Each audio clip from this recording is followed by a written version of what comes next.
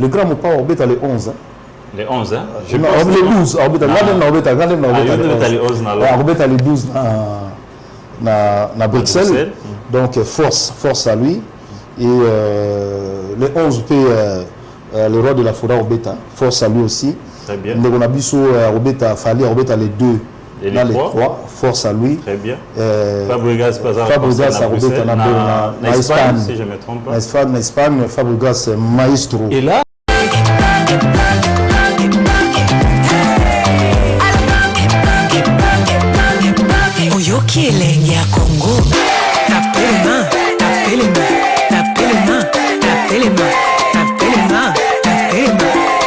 le grand Mopa Orbeta les 11. Hein. Les 11, hein? Les 12. Orbeta les 12 à Bruxelles. Donc, force à lui. Et les 11 le roi de la forêt Orbeta, force à lui aussi. Très bien. On a Bisso Orbeta, Fali Orbeta les 2. Et les 3, force à lui. Très bien. Fabregas à Orbeta en Espagne, si je ne me trompe pas. En Espagne, Fabregas maestro. Et là, c'est ça aussi. Force à lui. On a des héritier à Orbeta na Zénith de Paris, force à lui. Et pour nous ressourcer, ça les grands Jossard, Nyokalon. Donc, les vieux bombas à Orbeta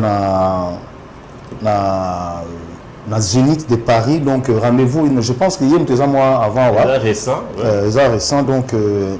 les 24, voilà, les 24, donc force, jour on a tout bien en tout cas. Mais oui, comme ici, même Bilingo, ben Simanayo, au Beta la Bangote, mais tout le monde à Londres, on s'est invité Nayo Fabregas. Oui. L'idée c'est quoi? C'est de donner la force ou de montrer que le fait que les gars n'ont wingé, vous allez à Libota.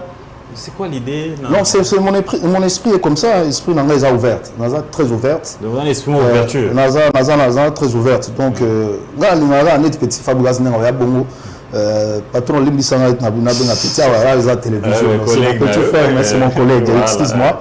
Mais Aroya Pena, sa force, n'est Salaka, parce que c'est un bosseur, c'est un grand bosseur. Dans ces pays-là, la façon dont la musique, son univers.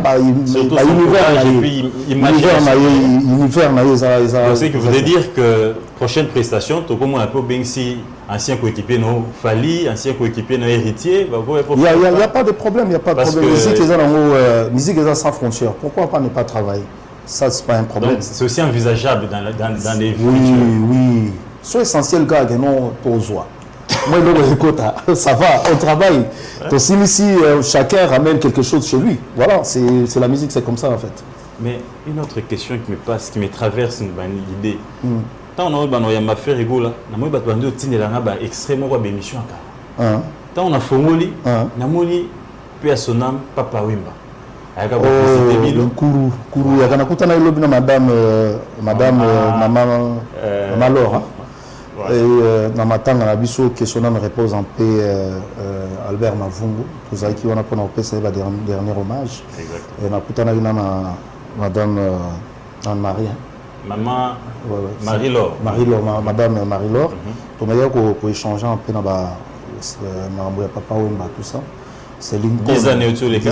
C'est Lincoln jusqu'au. Attends, Papa Wemba.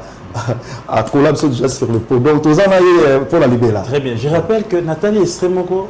Elle a visité bien un ancien orchestre non maison-mère.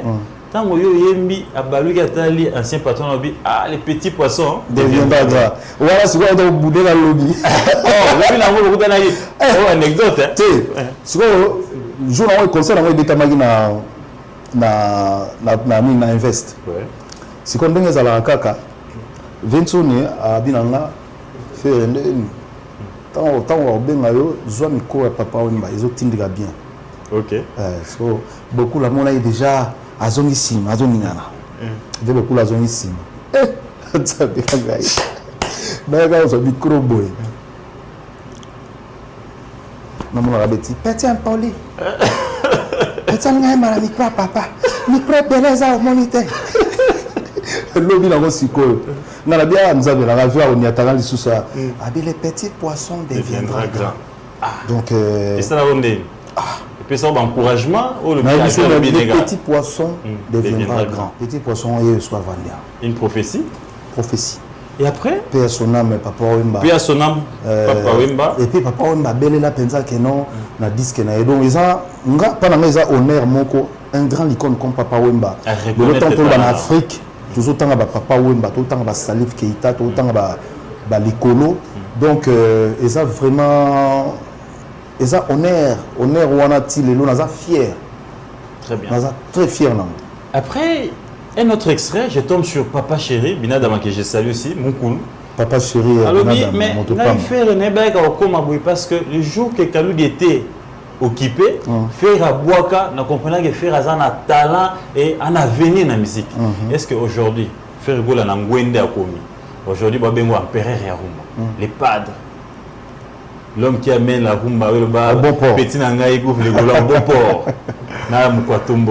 Est-ce qu'aujourd'hui, faire la place à Vani Ngwende, est-ce qu'on a que relève est assuré? Parce qu'il faut rappeler qu'à votre époque, ça les Aramakasi, rêve, Mungongo, discipline, mais les lots, on a la facilité du sujet. IA. Donc, on a IA, on a l'application Bélo, on va dans et BTL Guida, et bon, c'est nos voix. Mais en live, vous voyez, est-ce qu'on a que Rumba est en perte de disparition ou relève est dans l'équipe Banasima? Baro sapé Msala, Néno Sal les oh non, bah là qui va dans Sima, bah ça la Msala. Tout ça va des plics pomba. Ok. Des plics pomba. Na yedi na ko qualifier na chanter. Des plics pomba nias. Tout ça na bango, tout ça na ba jeune belé so na mina tanga bango nyoso, tout ça na bango. Tout ça na bango mais na lobaka mutu na mutu fois ça na discipline. Discipline est très important. Oui, bah beat na wezani. Parce que musique est pas si trop. Musique est pas si trop. Cause on a l'idée ils quoi en langue batté. Parce que les lots tout aligné. Le problème tous on a un peu moins babalé comme ça, je suis moins pressé. Et mais tous on a relève assuré, tous on a artiste oyo les lots, bazan grand talentueux, tous on a on a mboka na biso. Oui, relève ils ont toujours assuré. Donc, à part des pics pour moi, monsieur Soazate. Basé belé. Là, on entend on est sur. Attends, mon remis balé, trop et ça la fait bien. Oui, tous on a bien affilé, tous on a tous on a Robinho, tous on a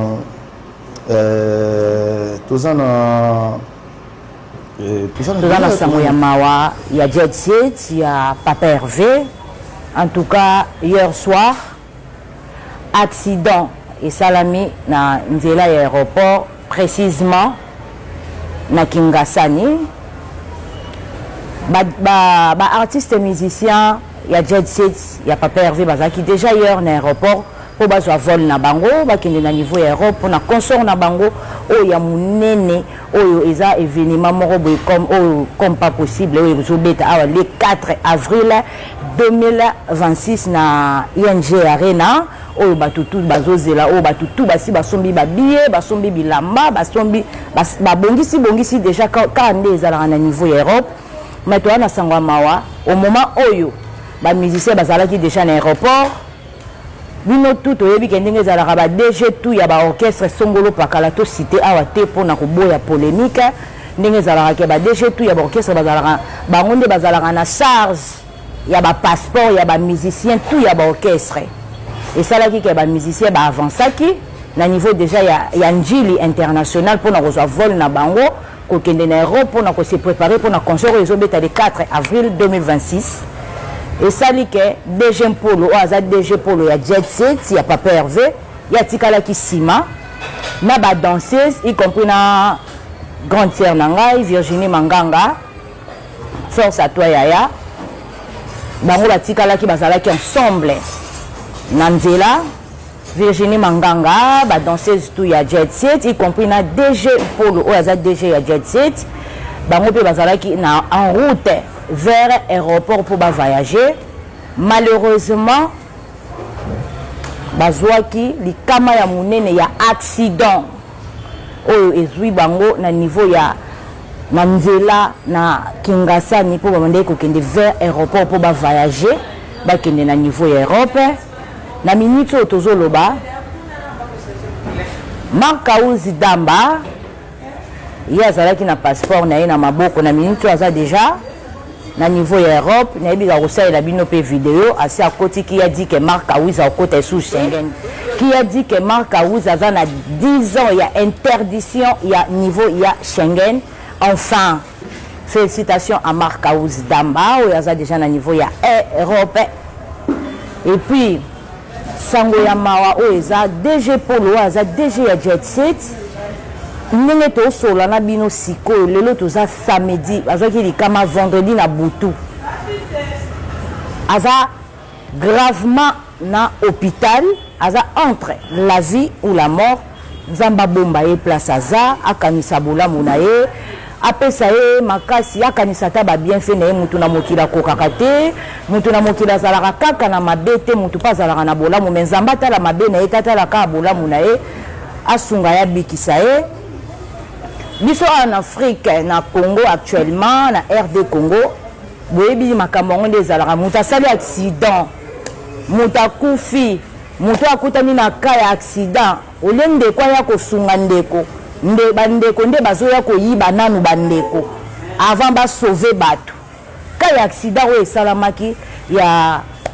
DG Polo aza DG ya Jet Set ya Papa Hervé azalaki na ba passeport ya orchestre nyonso na maboko na accident wana aza gravement na malade na minute aza entre la vie ou la mort bandeko na biso pe aussi ba danseuse gloire à Dieu bazwaki juste moi blessé moi bazoki palolami Virginie Manganga aussi ye bazwaki moi blessé palolami boyebi accident kandi salama moto na minute aza entre la vie ou la mort ezali DG Polo aza na hôpital nzambe na nga bomba yo nzambe na biso akanisa ta bolamu na moko osala na mokilo sunga pe bato yo keda pe bato ma osalisa la bonne guérison na yo DG Polo.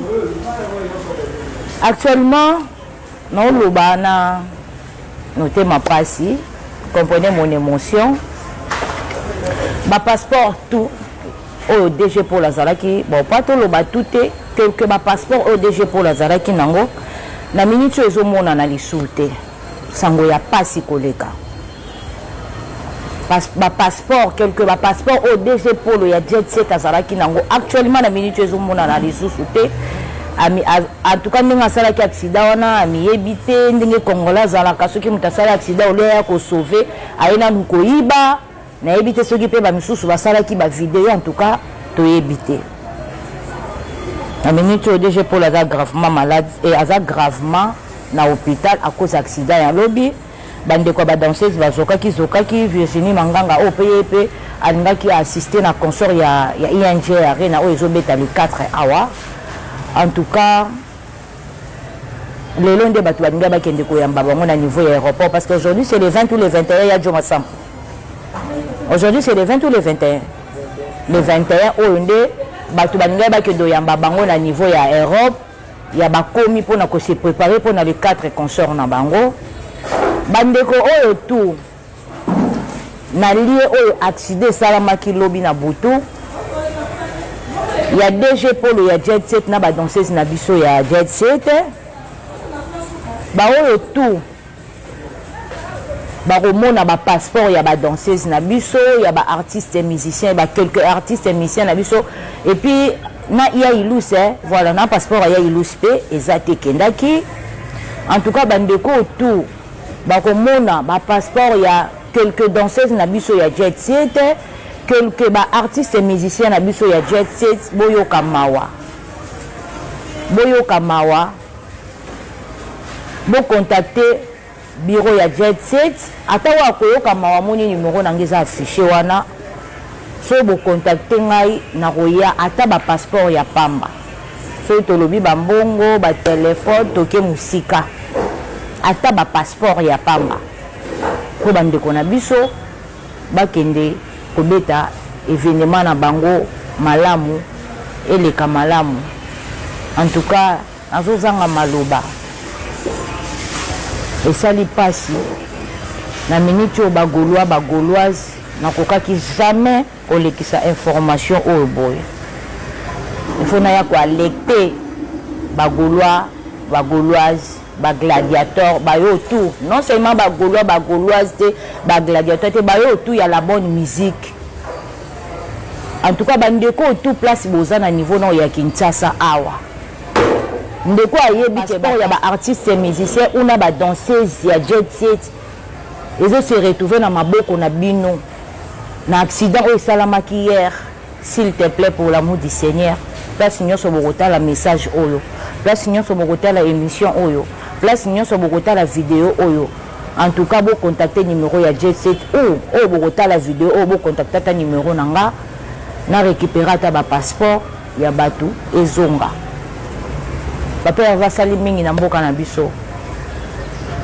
papa Hervé azali musicien munene ya mboka na biso oyo asalaka fierté ya RD Congo soki lelo tozotanga ba artiste minene ya mboka na biso papa Hervé aza parmi soki totangi 2 ou 3 ou 4 ou 5 parmi 5 papa Hervé aza parmi oyo azosala fierté na biso soki oza na RD Congo te oza libanda ya mboka ozoyoka musique ya papa Hervé ezoconsoler yo ezosoulager yo non seulement ça bazalaka mpe na bamessage oyo ke oyoki yango epesi yo mpe leson eteyi yo mpe en tout cas bosunga biso bayo tosalaka mosala oyo bosunga mpe papa Hervé bosunga mpe bato oyo bazosala fierté ya art ya mboka na biso. Ça fait vraiment mal ya komona bandeko bakutani na ka ya accident kaka biso moko ba congolais na ba congolaise to se permettre quand même batu bazui ka ya accident mais bo se permettre quand même koyiba neti eloko lokwa ba passeport bozozwa bandeko nanga bosana ngoni bokoteka ngo wapi bokokende nango wapi s'il vous plaît na bondeli bino na bolingo ya Nzambe partout au bozozwama partout au bandeko mususu oyo bazwaki ba passeport wana lobi peut-être bazomona place ya koya kotika te ngai na ye kobeta mbela numéro d'angeza wana bo contacter nga bopesa tanga ba passeport ngaki ekozongisa po bandeko bazwa mobembo na bango balanda bandeko mususu aussi bakendaki pona kokende kobeta événement ya munene oyo ezobetama na niveau ya Europe le 4 juin awa 2026